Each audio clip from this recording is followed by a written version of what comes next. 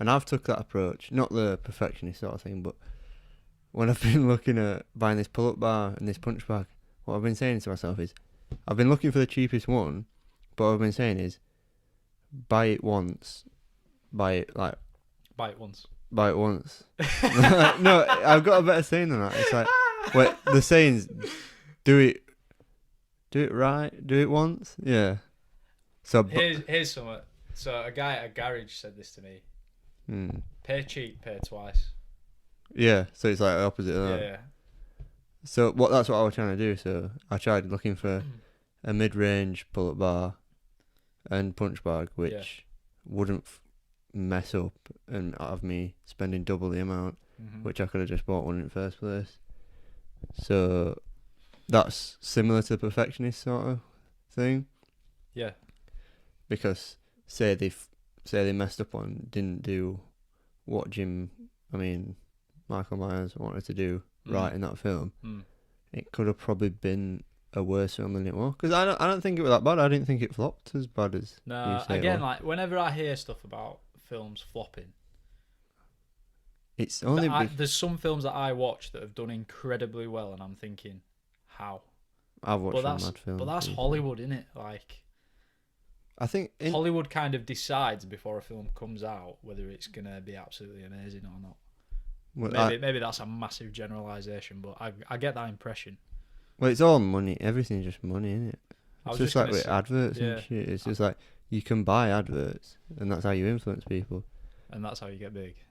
Not the only thing, obviously, but you talking about the money then just made me think about Myers and what you were saying about your pull-up bar. So what you're doing is it's just sacrifice. It's a transition. It's a transfer of information. Like, you're sacrificing your time to look for a pull-up bar to try and find the best one so that you optimize your utility out of that pull-up bar. That's economics. That's like a standard principle of economics, but as I'd like to call it, metanomics or EconoMETA. Oh, meta money. No. That was something that I wrote down here. Meta finance. So, like, obviously we've been on a bit of a personal finance hype at the minute. Hype, if you can call it that. I suppose we're probably just growing up, really. I think it's just been pending for a year, hasn't it, really? Yeah, and you know what's mad? Learning about it, I feel like violated by my parents and people who have not taught me this. And like, I'm reading Rich Dad Poor Dad now, and how far in? About 50 pages. Right, further than I've got, and I've had it for about a year. Well, I've had it since my birthday, so I'm about 8 months. Yeah. But I've just not got around to it.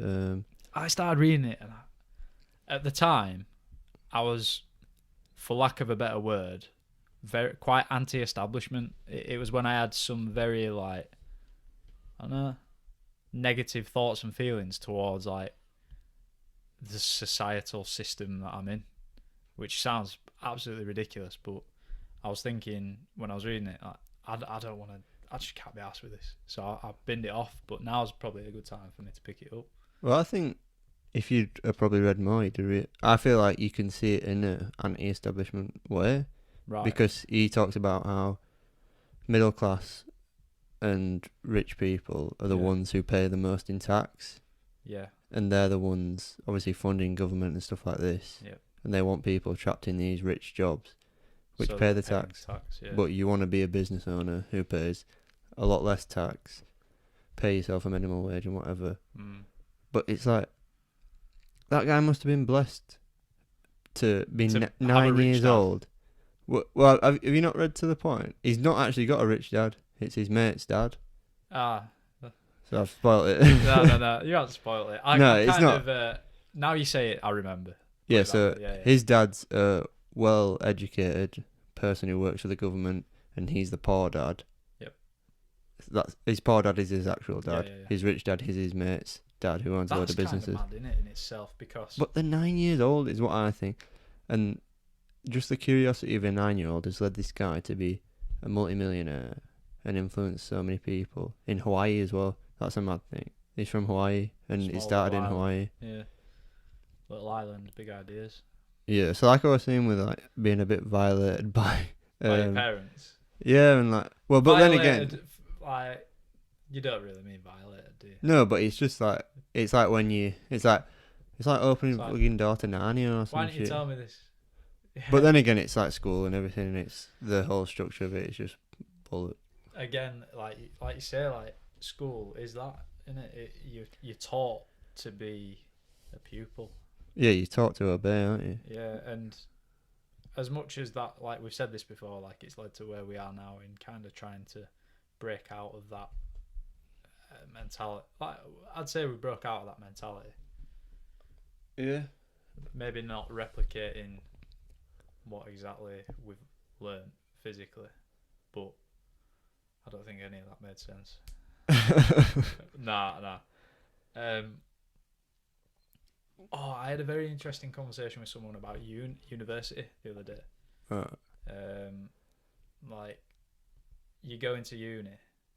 Say you're off to uni to say, for example, you're going to study fashion, right? Yeah. People need clothes. People design clothes. People wear clothes. It's an industry, and it's worth a lot of money. But when it comes down to it, right, there are already enough clothes out there for people. Do we need more? And do we need more designs? Like, what are you going to university to study fashion for? What are you trying to get out of that? Well, the maddest thing about that is it links back to my last book that I read, which was, what were it? Think and Grow Rich. Think and Grow Rich, and Napoleon Hill. Yeah, and he talks about how the fashion industry is so successful and so. Talks about fashion industry. Well, in terms of like business, obviously. That's mad though. That there's just that, right? And he talks about how fashion styles and stuff aren't set by people who wear them. They're set by the clothes company that make them. So they make clothes for people to wear. Trends follow, supply meets demand, and then exceeds it and stuff like that. And he basically talks about how the fashion industry is in complete control of its destiny in terms of supply and demand. Wow. And so they're the market they're the monopoly, essentially. Well, it's not. It's impossible for it to be a monopoly, but the concept of they determine where the market goes. Yeah, that's monopolistic. Wow. But it's like you say, with that, everybody's like the concept of a T-shirt has been made. Concept of pants has been made. Yeah, they've just been adapted to different materials, different fits. It's crazy, really, how like durable. Even the low quality stuff that gets made is probably far more durable than anything that was made in the past. And to be honest, I can't think the last time I bought clothes. What did I buy? I bought a Wolf Supplements hoodie. Oh yeah, recently. Yeah, that one mine as well. Yeah. That beautiful hoodie, by the way. It's actually really comfy, isn't it, man? Very nice. Already been stolen by the other half. Serious? Yeah, but that's peak. I don't let it's peak advertising. Yeah, we're not sponsored, or are we? Shit. What was I gonna say? Oh yeah. Me saying that I've not bought a lot is like leading to me saying I've been like incredibly frugal, probably since the start of this year. But it's just more like three, like you were saying with like your coffees and stuff. It's just like £3 there, £2 there. It just adds up so quick, and I was literally so shocked like this month and last month how much I didn't eat into. So what I used to do is I'd set all my savings aside, and then I'd usually give myself £250 for a month. Just for what? Yeah, for literally like coffee or whatever. Yeah. And if I were to go like food shopping or whatever, and then it'd go, and sometimes I'd have to eat into my savings just to compensate for it. And I always used. I've been there. I used to sit at the end of the month and be like, oh well, that's it. I needed that stuff. I've spent it. But when I've really like knuckled down, like, and don't get me wrong, I've bought I think maybe 2 or 3 coffees, maybe more actually, maybe closer to 10. But that's only £35, which isn't that bad to say for 2 months. So the £3.50 each. Yeah. Or less or whatever. Some people will have 2 a day. Put it that way, and that's 7 10 a quid. week. That's 10 a week. 35 quid a week. 140 quid a month. That's why that makes me feel sick. That's why Starbucks is one of the biggest companies in the world, because coffee is one of the most lucrative substances and caffeine is one of the most addictive.